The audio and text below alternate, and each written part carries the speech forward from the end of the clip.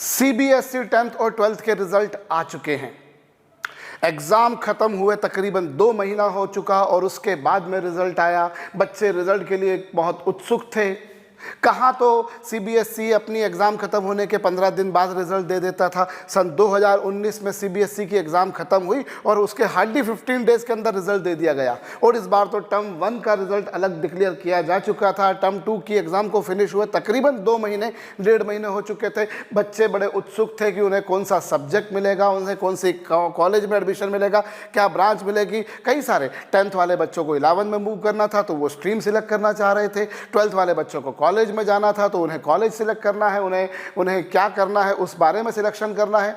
बच्चे बड़े उत्सुक हैं, उनके पेरेंट्स बड़े उत्सुक हैं। बच्चे बेचारे मेहनत कर रहे हैं, डट कर मेहनत कर रहे हैं। सब जानते हैं पिछले 2 सालों में सबसे ज़्यादा नुकसान बच्चों की पढ़ाई का हुआ।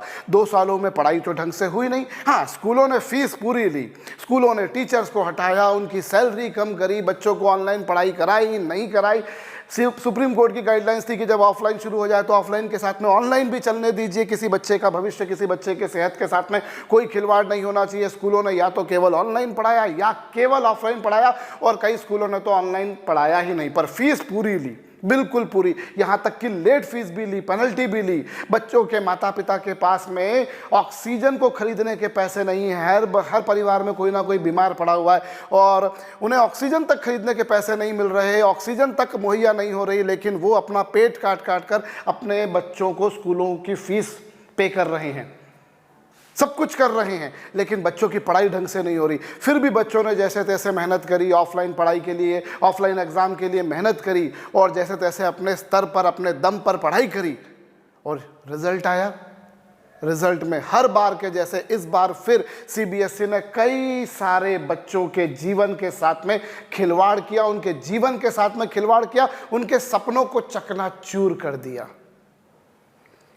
उनके पेरेंट्स को उनसे बहुत आस थी, उनके मिलने जुलने वालों को, उनके दोस्तों को, उनके रिश्तेदारों को उनसे बहुत आस थी, लेकिन सीबीएसई का रिजल्ट उनके खुद के मापदंडों पर, उनके खुद के सिस्टम पर ही क्वेश्चन मार्क लगाता है। हम सब लोग जानते हैं सीबीएसई का ग्रेडिंग सिस्टम कहता है कि अगर किसी स्टूडेंट के 91 से 100 के बीच में मार्क्स है तो उसे A1 ग्रेड दीजिए, 81 से 90 के बीच में है तो उसे A2 ग्रेड दीजिए। इस तरीके से सारा ग्रेडिंग सिस्टम हम लोगों को शायद अच्छे से मालूम है, जानकारी है। यहाँ तक कि हमें याद है कि सीबीएसई में इतने मार्क्स से इतने मार्क्स के बीच में ये ग्रेड मिलती है, लेकिन ऐसे ढेरों बच्चे रहे जिनके मार्क्स और उनकी ग्रेड कहीं से कहीं तक आपस में रिलेवेंस नहीं रखती। यहां देखें 73 मार्क्स है बच्चे के इंग्लिश में, लेकिन उसकी ग्रेड आ रही है C1।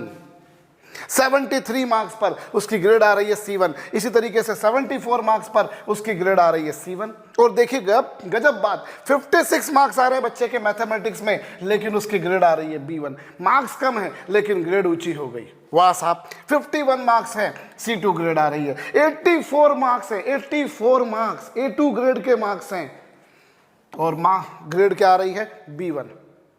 तकरीबन हर सब्जेक्ट की ग्रेड अलग और मार्क्स अलग।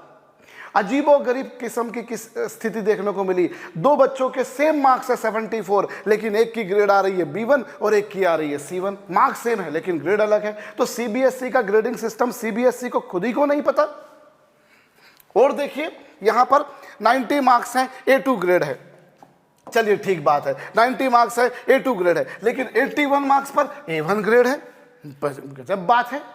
अब सीबीएसई कह रहा है कि हाँ, कुछ बच्चों की मार्कशीट प्रिंट होने में या मार्क्स की ग्रेडिंग आने में हमसे कुछ त्रुटि हो गई है, इस त्रुटि को सुधार दिया जाएगा। अब इसके कारण अगर कभी कोई बच्चा डिप्रेशन में चला गया, उसके पेरेंट्स डिप्रेशन में चले गए, पिछले 2 सालों में कई लोग डिप्रेशन में गए हैं, अगर कोई बच्चा या उसके पेरेंट्स अगर डिप्रेशन में चले गए तो उसका जिम्मेदार कौन होगा?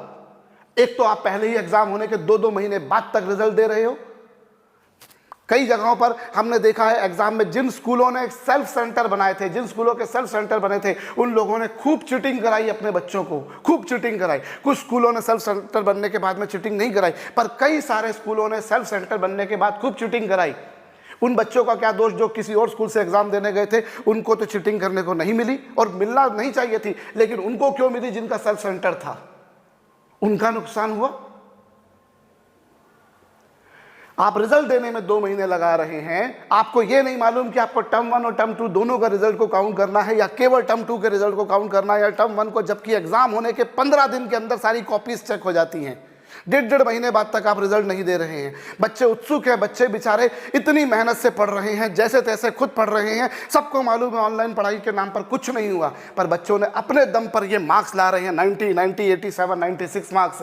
लेकिन उनकी ग्रेड आप क्या दे रहे हैं, जिससे वो डिप्रेशन में तो जाएंगे। अब सीबीएसई तो कह रहा है कि चलिए उनकी मार्कशीट को इंप्रूव कर देंगे। ऐसे ही अगर कभी कल को कोई बच्चा बोले कि मुझसे एग्जाम में गलती हो गई थी, मुझे इंप्रूवमेंट का चांस दे दीजिए, तो आप तो उसको इंप्रूवमेंट का चांस 1 साल बाद देंगे ना। आप तो इंप्रूवमेंट एग्जाम 1 साल के बाद लेंगे ना। बच्चा भी तो त्रुटि करता है एग्जाम में, उसको तो त्रुटि के मार्क्स काट दिए जाते हैं। आपके मार्क्स कौन काटेगा? उसका तो भविष्य खराब हो जाएगा, आपके भविष्य का तो कुछ नहीं। और ऐसा इस साल नहीं हुआ, ऐसा हर साल होता है, हर साल होता है। मेरी आप सबसे रिक्वेस्ट है कि आप इस साल तो चलिए जो हो गया सो हो गया, लेकिन आने वाले साल में जो बच्चे 10वीं की परीक्षा देने वाले हैं, 12वीं की परीक्षा देने वाले हैं, जिन बच्चों को आने वाले साल में बोर्ड एग्जाम देनी है, उन बच्चों के साथ में एक भी बच्चे के साथ में ऐसा खिलवाड़ नहीं होना चाहिए। आप लोग इस मैसेज को हर जगह फैलाइए। एक भी बच्चे के साथ में ऐसा खिलवाड़ नहीं होना चाहिए। एक भी बच्चे के, उसके माता पिता के, उसके रिश्तेदारों के, उसके दोस्तों के सपने खराब नहीं होना चाहिए। उसका जिम्मेदार सिर्फ और सिर्फ सीबीएसई होगा। आप सबसे रिक्वेस्ट है, आप सब लोग एक क्रांति लाइए, एक मैसेज पहुंचाइए कि अब सीबीएसई आपकी ये तानाशाही नहीं चलेगी। हमने पढ़ाई करी, हमारे दम पर पढ़ाई करी, हमारे माता पिता ने हमें पढ़वाया है, हमारे स्कूलों ने पूरी पूरी फीस ली है और उसके बाद में भी हमने अपने दम पर पढ़ाई करी, तो हमारे रिजल्ट के साथ में आप समझौता नहीं करेंगे।